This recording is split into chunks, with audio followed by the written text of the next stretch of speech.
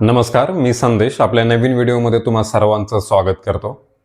राज्यातील मुदत संपणाऱ्या ग्रामपंचायतीवरती प्रशासक म्हणून विद्यमान सरपंचाचीच निवड केली जाणार आहे, असे परिपत्रक राज्य सरकारने काढलेले आहे।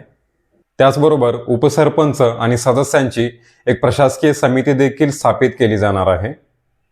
28 फेब्रुवारी 2026 पर्यंत ज्या ग्रामपंचायतीची मुदत संपणार आहे, अशा ग्रामपंचायतीमध्ये प्रशासक म्हणून विद्यमान सरपंचाचीच निवड केली जाणार आहे। सध्या महाराष्ट्रामध्ये 14,234 ग्रामपंचायतीची मुदत संपणार आहे आणि येत्या काही कालावधीमध्ये ह्या ग्रामपंचायतीसाठी निवडणूक होणार आहे। ग्रामपंचायतीची मुदत संपताना पदावर असणाऱ्या सरपंचालाच पुढे प्रशासक म्हणून काम करण्याची संधी मिळालेली आहे।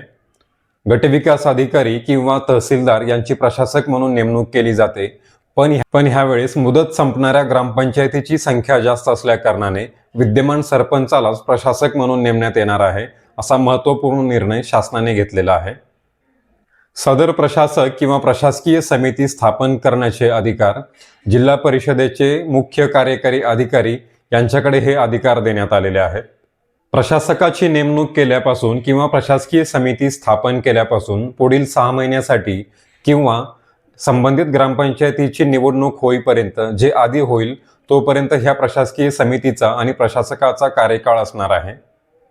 त्यानंतर संबंधित ग्रामपंचायतीची निवडणूक पार पडल्यानंतर जे पदाधिकारी निवडून येतील त्यांच्याकडे त्या गावचा कारभार सोपवण्यात येईल। गावातील कामाचे सातत्य टिकून राहावे, त्यामध्ये कुठल्याही प्रकारचा खंड पडू नये म्हणून शासनाने हा निर्णय घेतलेला आहे।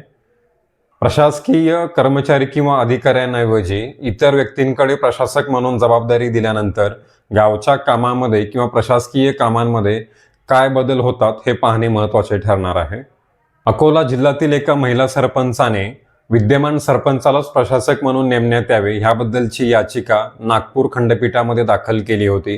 त्या याचिकेचा देखील हा निर्णय घेण्यामध्ये महत्त्वाचा वाटा राहिलेला आहे। ज्या गावामधील ग्रामपंचायतीची मुदत आता संपत आहे त्या गावातील तुमच्या परिचयातील लोकांना हा व्हिडिओ नक्की पाठवा। तुम्हाला ह्या निर्णयाबद्दल काय वाटतं हे नक्की कमेंट करून सांगा। व्हिडिओला लाईक करा, कमेंट करा, व्हिडिओ शेअर करा आणि असेच माहितीपूर्ण व्हिडिओ तुमच्यापर्यंत पोहोचण्यासाठी आपल्या चॅनलला सबस्क्राईब करा। भेटू पुन्हा नवीन व्हिडिओमध्ये। धन्यवाद।